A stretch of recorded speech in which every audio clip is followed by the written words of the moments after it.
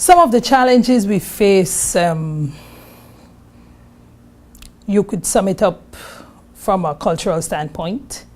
Sometimes it's women's own ability to know that they can do something and to know that they can compete.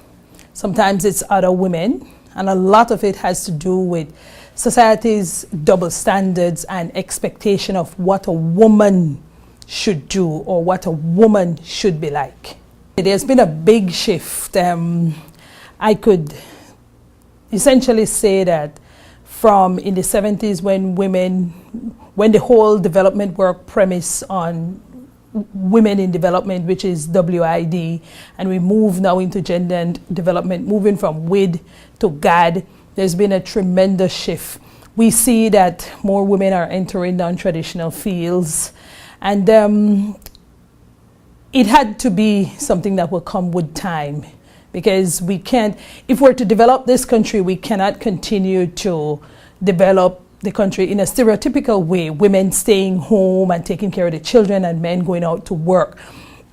Economically, it's not viable. Given the changing conditions the world over and in our little Belize, there had to have come a time when the roles shift and the roles change. So yes, there's been a change. Women in politics in Belize, there's not been a tremendous shift.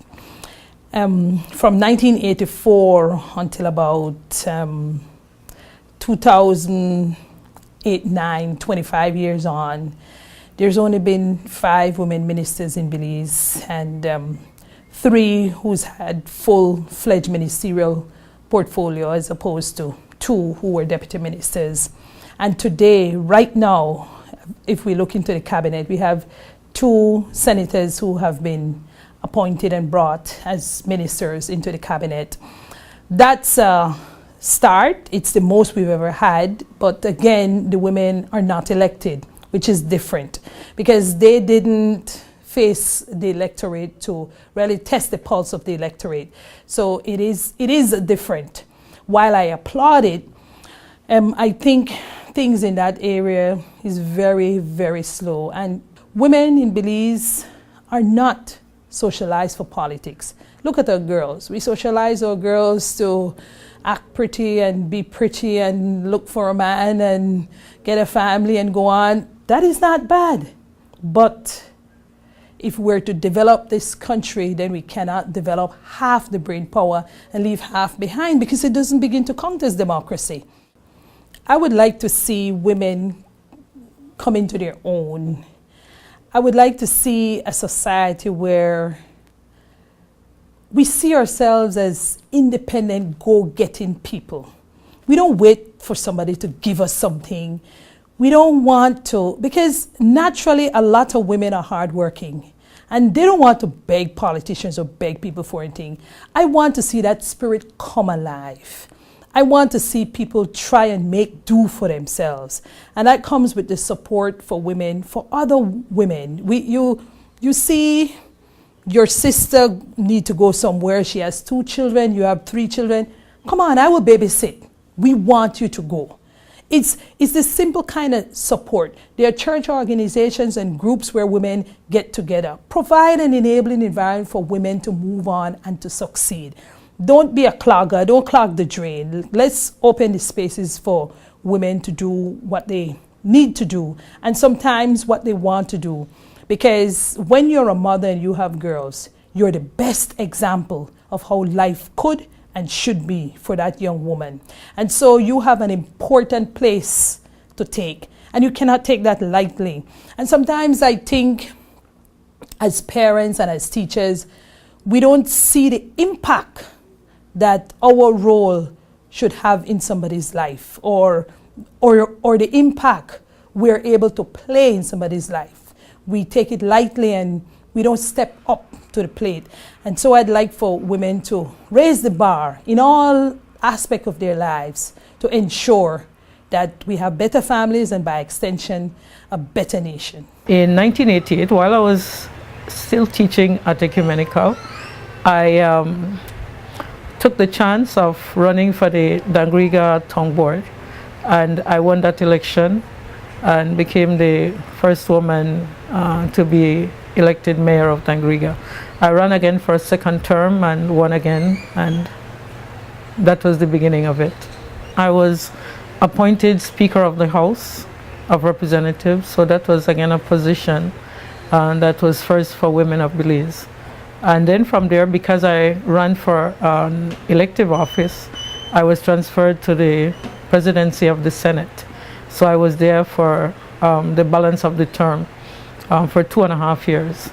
And during that period, I ran for the constituency of Dangriga and won, and became again the first woman to be elected representative from Dangriga. Insofar as being a woman and having to work among many men, you know, the challenges were there, always believing that, you know, sometimes we're taken as tokens, mere tokens. And I don't feel though that I was a token, and it's how I see myself, having that high self-esteem. And so whatever it is that perhaps some men may have thought, you know, about my position, I never really took it to heart.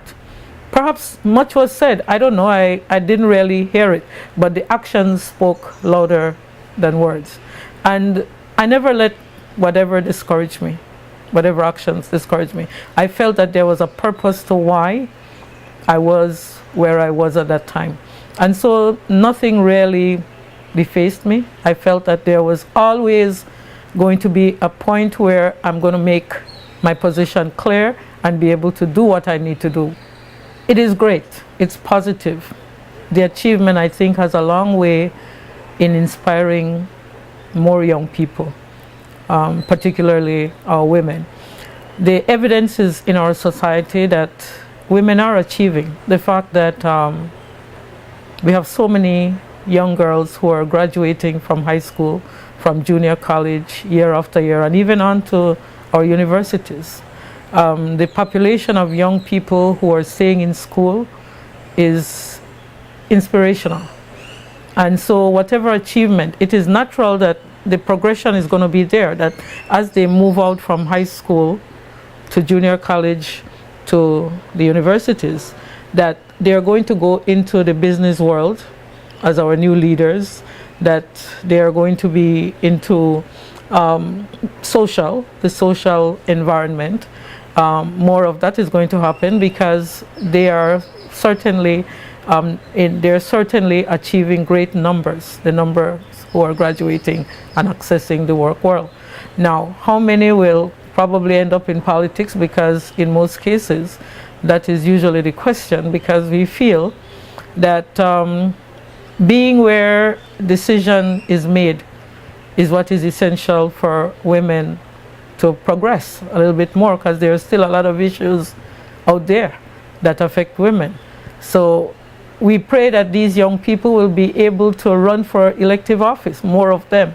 But there has to be a lot of work that needs to be accomplished for that to happen, because essentially most young women, I think, would prefer not to be in politics. And because of the nature of our politics still in Belize, that it is too combative, slanderous at best, and there are young people who prefer not to go that way. And the fact that so many women, in most cases, opt for family life, you know, having their own personal families, there's priority given. And when you speak to young women, and I've done that quite a bit, about choosing the way of politics while they are attending to their families, they don't feel committed at that point. But probably, you know, with time, they might change their minds. But we're hoping that so many more of these young people, but we have to make sure we provide the foundation for that to happen. And it has to start from our homes, you know. We have to start from our homes. Mothers and fathers have a lot to do in encouraging their young people to run for elective office. Because I personally feel that when we are there in numbers, in greater numbers. And I'm certain that one day in the history of Belize, there are going to be more women than men in our political system. I can't tell you when that will happen, but it will happen. Given the trends right now, I think we're going to end up there. But we have to do the groundwork for our young women to feel confident to run for elective office. I could say that they never limited me to options. They always listed a bunch of things. There was never, you know, any indication that I couldn't do something. So it was anything I wanted to do, but that I had something that I wanted to be, that I had a goal and an aspiration. An auditor from the UK came to look at our management system that we had set up, and she had to do a report for the bank. And she said, you know, we should highlight the fact that 50% of the management team at BNE is female. And it caught me by surprise, because we had never seen it that way. We had never seen, well, women are, half of us are female in the management team. We just moved, we were just working and accomplishing the goals of the company, of the goals of our team. So it was then that I realized, hey, there's a lot of men around here, and there's only some females, and you know, so that's when it came to light. That's when I saw a difference. But apart from that, I'm lucky to work at a company that doesn't discriminate against gender or age, for example. We're just valued for our abilities and our performance. And I know that that's not something that happens everywhere. So I'm very privileged. I have never defined myself, my abilities, my talents, even my challenges by gender. I know there's a difference. I know there's a difference. Sometimes it's perceived. I know, but just as there are differences because of my gender, I know there are differences because of my age. I'm younger. But I don't let it define me. I don't let it separate me. I know I have a job to do, and I'm doing that. I must say it's a really tough job, I'd say, for a woman. A young person, indeed. Well, for sure, I must admit that I know what it is to be out in the cane fields. I know what it is to plant cane, to throw fertilizer, to chop around your cane fields. I know what it is. Although I feel proud that as a woman, a young woman of Belize, I can say that I'm capable of performing such jobs. I became a cane farmer 2 years ago when sadly my dad passed away, right? My mom decided to divide his quota between me and my brother.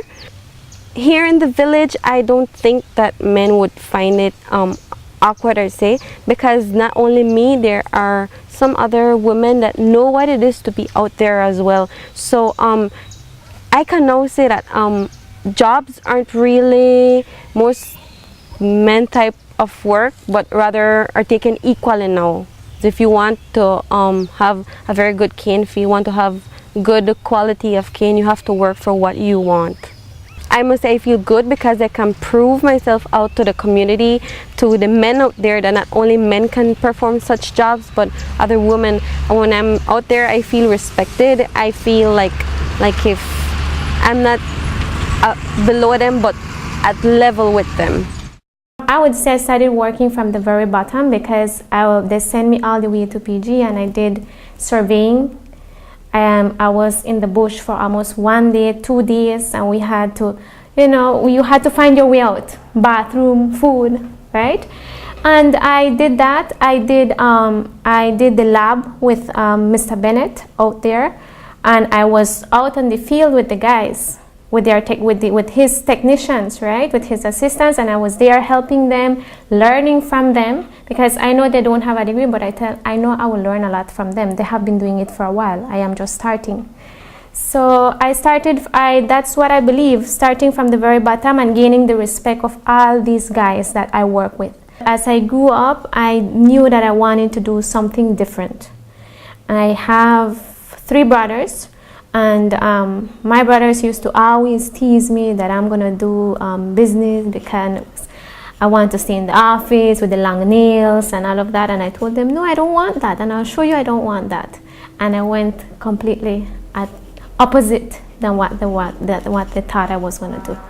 When you are small, you always look at your parents, and I always used to tell my dad and my mom, right, when you get old, I will take care of you. I will become a nurse or a doctor, and I will take care of you. But as I grew old, well, I saw that my potential was not there. It was somewhere else. I loved maths. I loved physics. I found out that I used to, enjoy numbers, working with numbers. And well, afterwards, what actually guided me through this career was, one, I tried teaching because my mom was a teacher, but I would say I didn't succeed because I didn't like it. When you succeed in something is because you enjoy what you are doing, right? And well, my husband encouraged me to continue study and do what I want, and I told her I want to try civil engineering.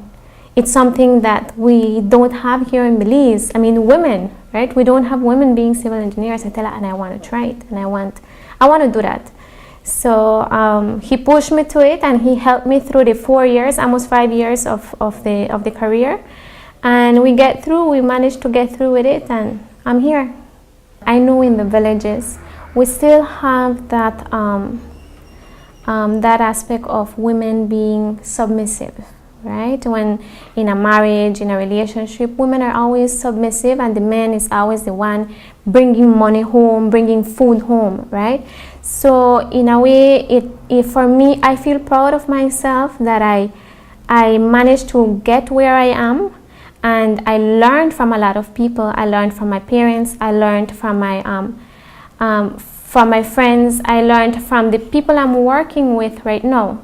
Right, that the Belize is not like that. Belize is growing out of there. Belize is growing out of the men being the only ones working and the men being the only ones bringing food home.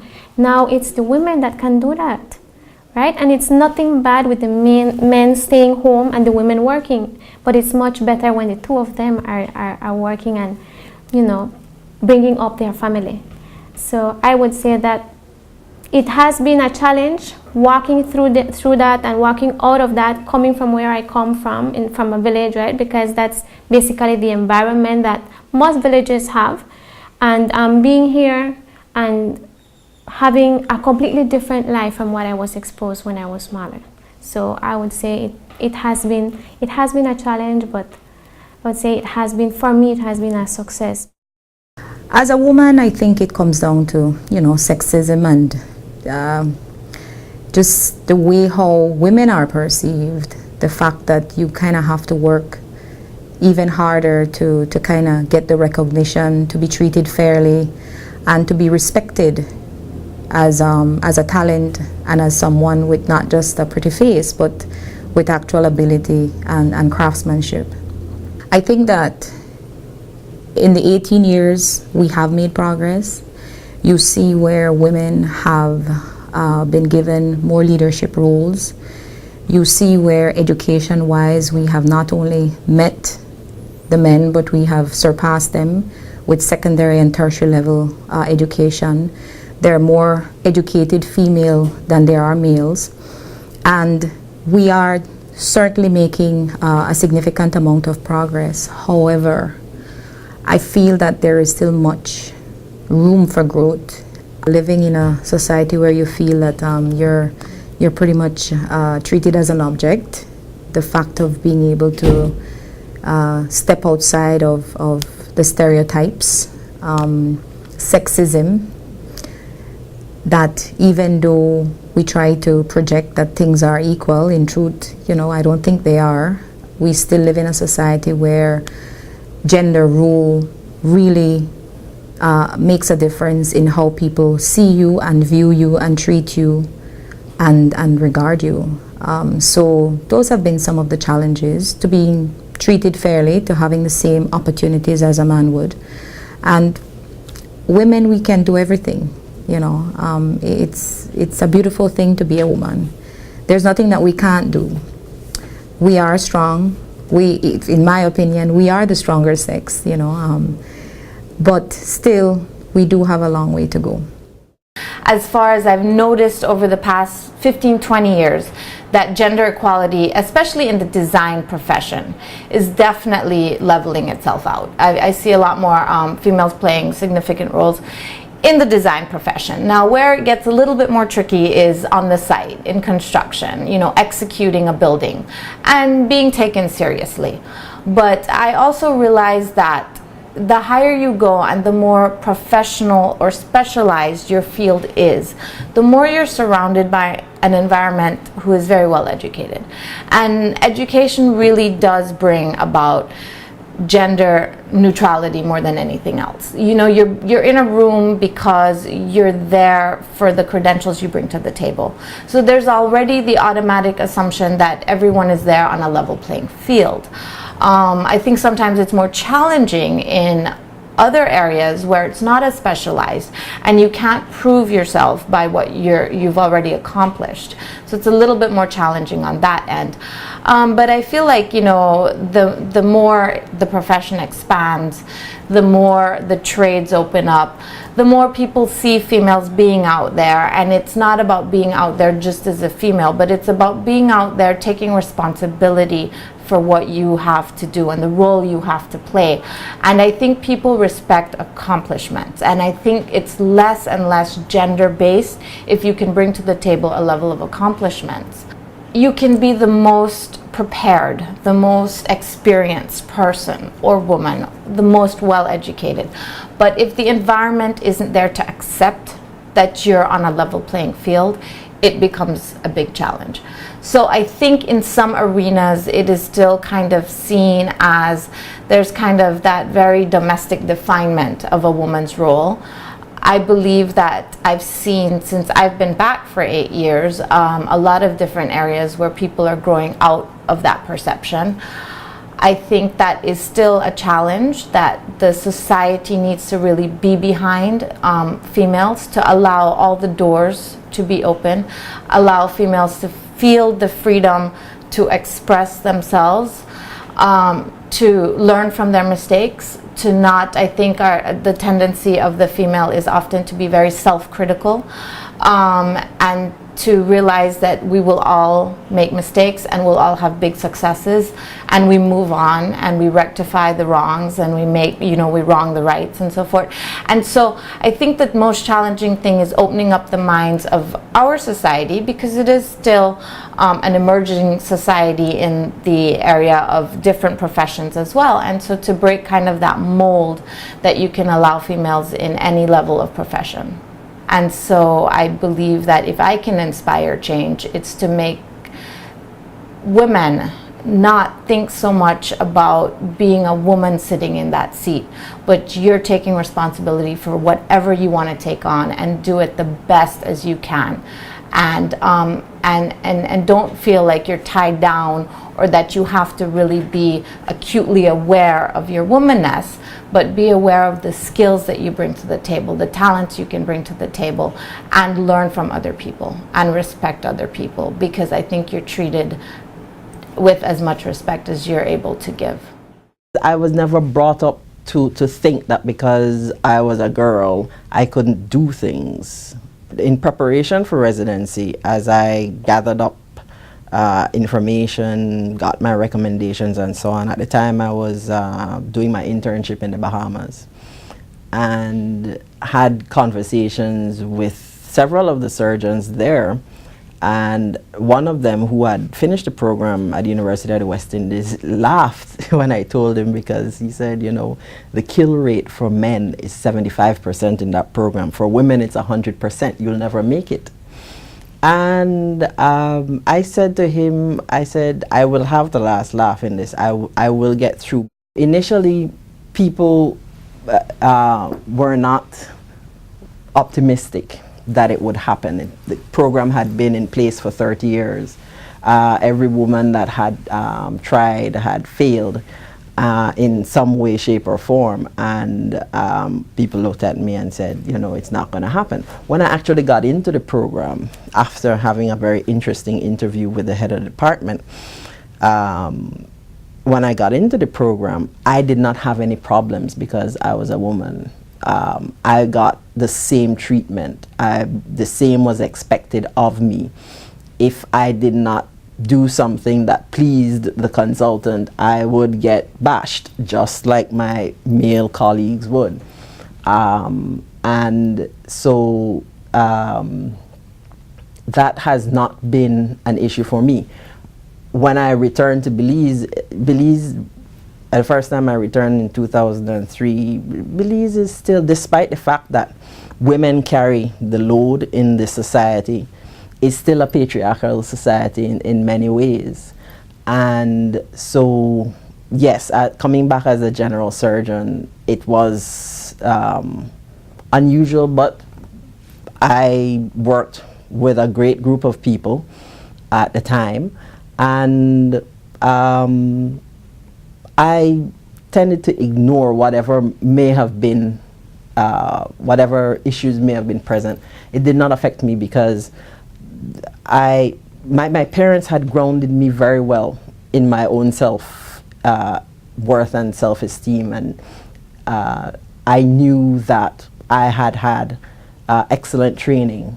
I did not need anyone to validate me. We cannot expect that the rules, good or bad, will automatically change, and that circumstances and the way how things are normally done will automatically change because you're a woman. So it's a matter of realizing the rules and the parameters which you've entered.